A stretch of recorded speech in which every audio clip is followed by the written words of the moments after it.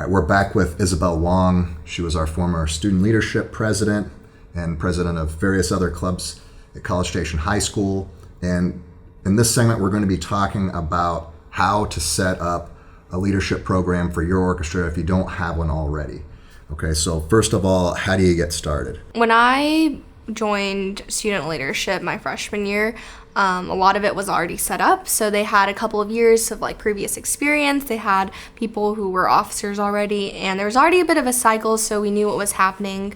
But I think the most important things that it came down to was, one, having an organized Google Drive with all of the documents or important information.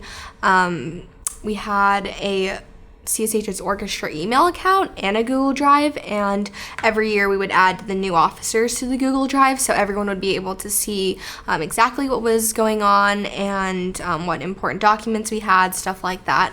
So just being able to stay organized and having that system where even new members can go back and look on, hey, this is what they did in the past, maybe we can use that now, stuff like that is really important.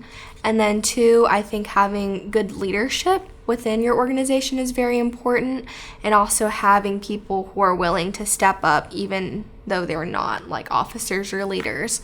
I think a lot of the times we end up talking about how everyone should be a leader or good leadership, but we also need people to be followers in order to have leaders. So just being able to show that, one, you're capable of leading, and two, you're willing to work well with others is ultimately the most important thing for your organization. Because you could have a student leadership organization, right? But then if it's not organized, or it's kind of chaotic, or people aren't willing to work well with others, then in that case you might as well not have a student leadership organization anyways. But I think the most important part coming down to it is just having people who are willing to do the work, right? Because it is a lot of time and it is a lot of effort being put in, but I think that there's so much that student leadership is able to provide for students, and how many opportunities it leads to, I think it's ultimately very important. I think one of the key points here too is that we try to get the students to think of leadership as service, not necessarily being in a position of power, but just to serve others. And so that, I guess, helps to create followers. You got to find the right kind of people to probably be your main officers, your executive officers, which would be president, vice president, treasurer, secretary. Yeah. And then just expand for that. So start off with 4 students. Probably one of the things that you're going to need right off the bat are bylaws, especially if you want to have a 501c3 tax exempt status. You got to have bylaws. So director doesn't have any bylaws, they don't want to write them from scratch. What's something they could do to just to have some bylaws in hand? A lot of organizations, they use similar ones. So maybe talk to the school, see if there's any requirements. I know that for some clubs you need to give in certain documents if it's a national group, and be hey, this is what our national group requires, here's a copy of it, so you know that it's working for our school, stuff like that. So maybe there's a similar version. So you can read some bylaws from other organizations at your school. Maybe other organizations post theirs online, and you can just pick the stuff that you think will work for your group and the stuff that wouldn't. And of course, working with your school administration to figure out what's required for our campus. Yeah. That sounds like a good way to start. And if you want to see our student leadership bylaws, I'd be happy to send them to you. They're nothing top secret or anything, so just send me an email and I'll reply with a copy, and you can just use those if you want, or make tweaks as you need to. We've got bylaws set up. We elect officers, and then you probably need a meeting time or something like that. So what's the best way to come up with when's a good time where everybody can meet? So if I remember correctly, we did stay in the bylaws that we would have our meetings on Fridays in the afternoons. I don't think I was here when the original student leadership group chose this date, but I do think that this has worked out the best for most groups. I would say, most sports or stuff, they're not staying Friday after school, or even tutoring in the library closes at 4 p.m. on Fridays at our school. So I think just going back and making sure what members have to say is pretty important.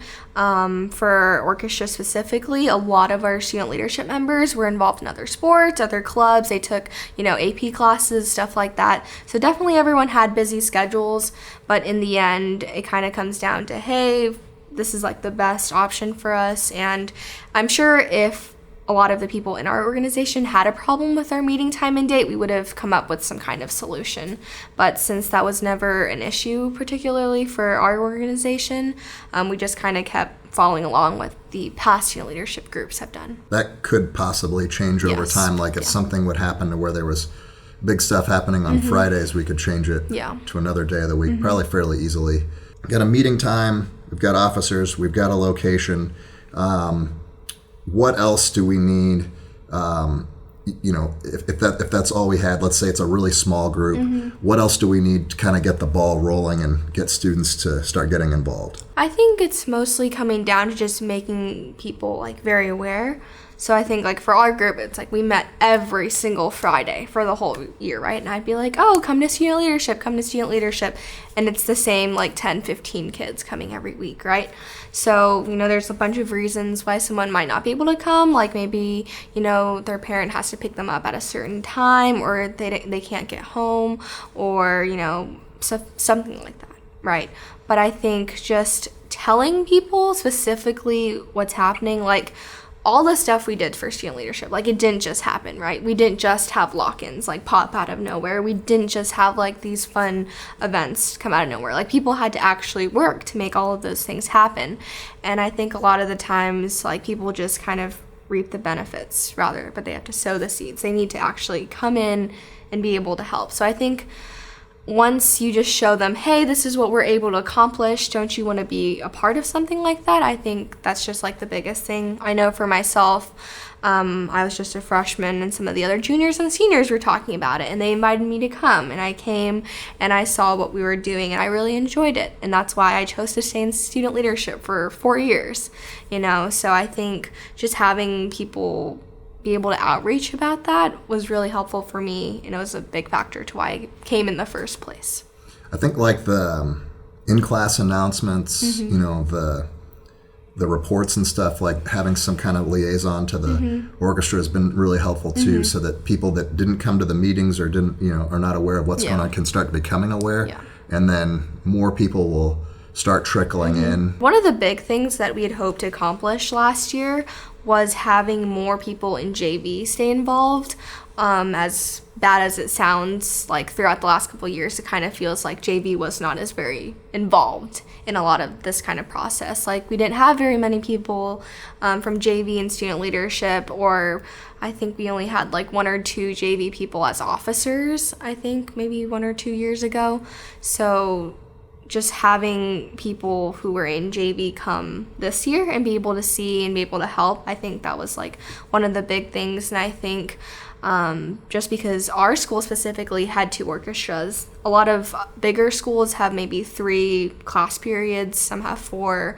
Like we had 2 already, and it was already hard to be like, hey, it'd be like varsity got all the announcements, and then in JV, maybe not so much, So I think just focusing again on communications and just having that kind of outreach is really important. I guess like for students that are in the JV or the non-varsity orchestra or sub-non-ABC, whatever, how many orchestras you have at your school, a lot of those students are in the program for the social interaction, for the friendships and for the trips and, for that kind of stuff. And it would make sense that they be involved in that process too, planning and working towards it.